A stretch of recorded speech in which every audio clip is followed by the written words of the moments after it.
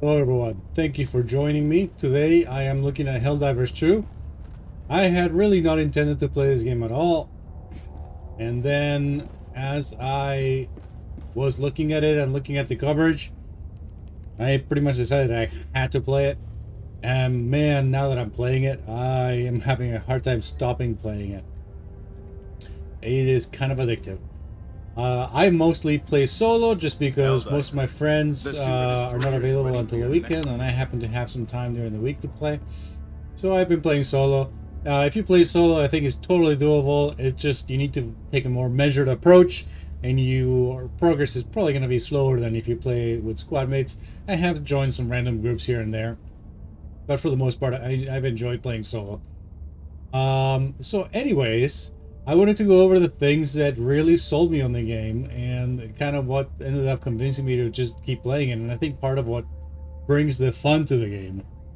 So without any further ado, let's just get on with it.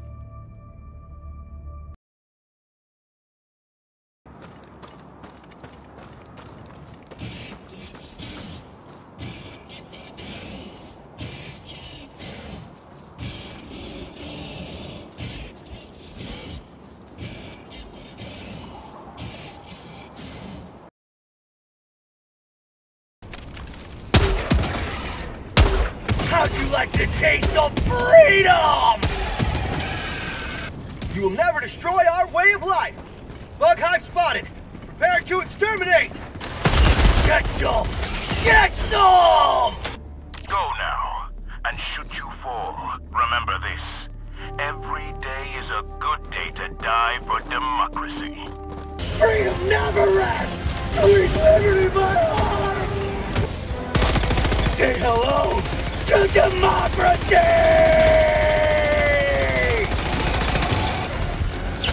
Not today!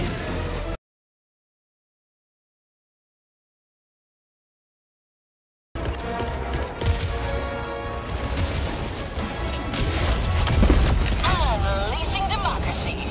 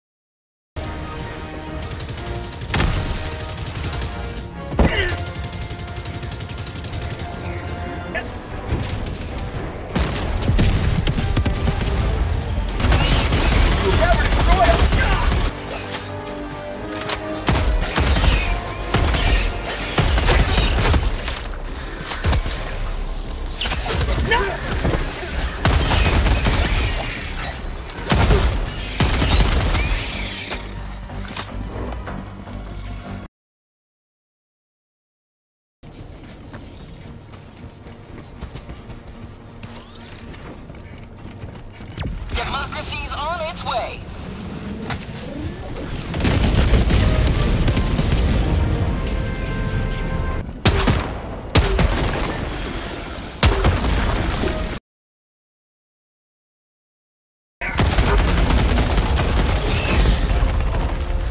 They gave their last breath, ensuring the immortality of managed democracy.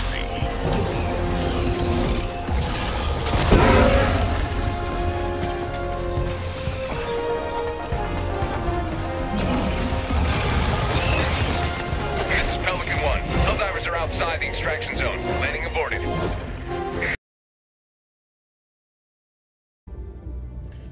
One thing that the game doesn't really do a good job of showing off is what changes when you change difficulty. There are some things that are obvious. As you change difficulty here, you'll see. You have to change it from the planet view. There's more mission types available. So really the variety changes. So now we have different types you can see already. And then as you get to difficulty 3, suddenly these operations actually have 2 missions in them.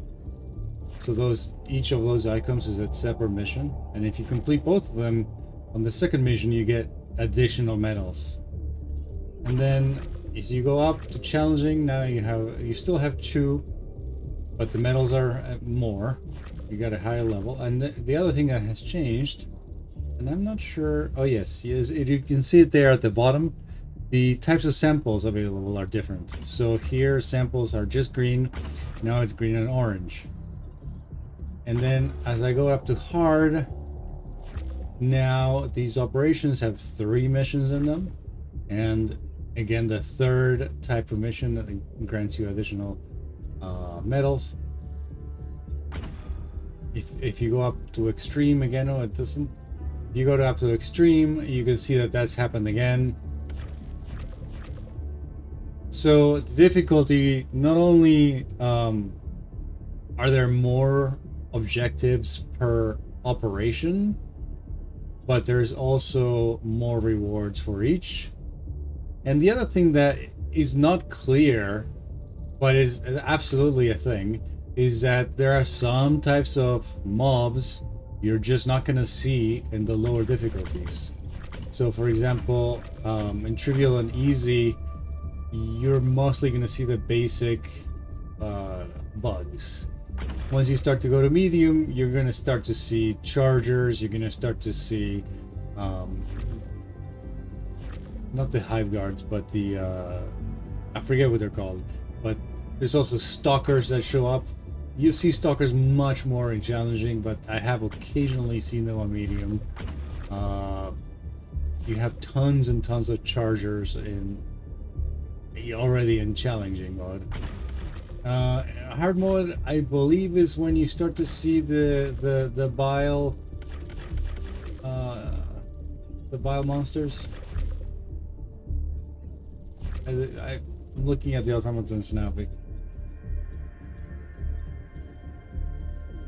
anyways, so the same is true for the automatons, the tanks, the hulks. They don't start showing up really until you get to difficulty 4 or so,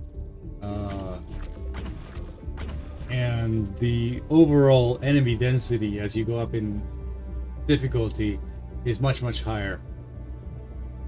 So I am not at all sure that they're changing any stats on the enemies at all. I just think that they're throwing harder enemies at you to increase the difficulty, which I absolutely love. It is the way to go because it means that not only is it just harder, but you're also getting a different experience when you play at higher difficulty than you do simply playing at the standard difficulty. You know what I mean? In some games, the only thing that changes is how much damage you do versus enemies, and their ability to do damage to you.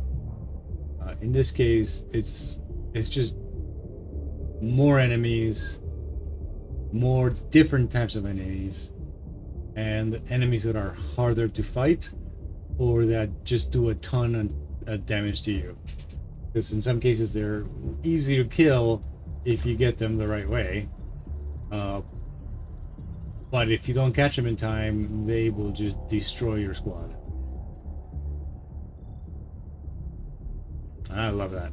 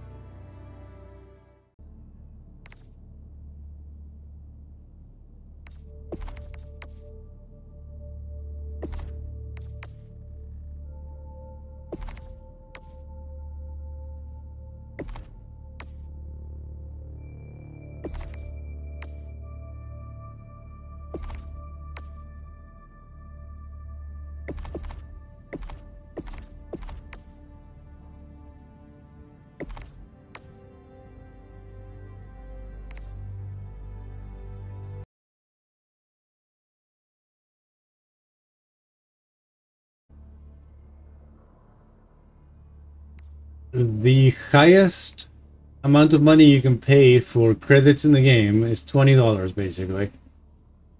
A far cry from games that are charging you $60 for a horse.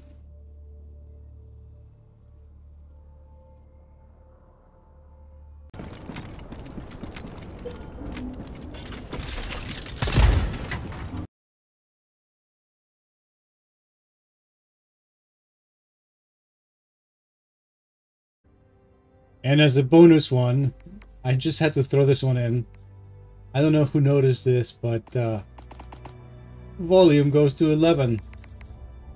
And 11 is one more than 10. So it's got to be better. Alright. Thank you for joining me, and I'll catch you guys on the next one.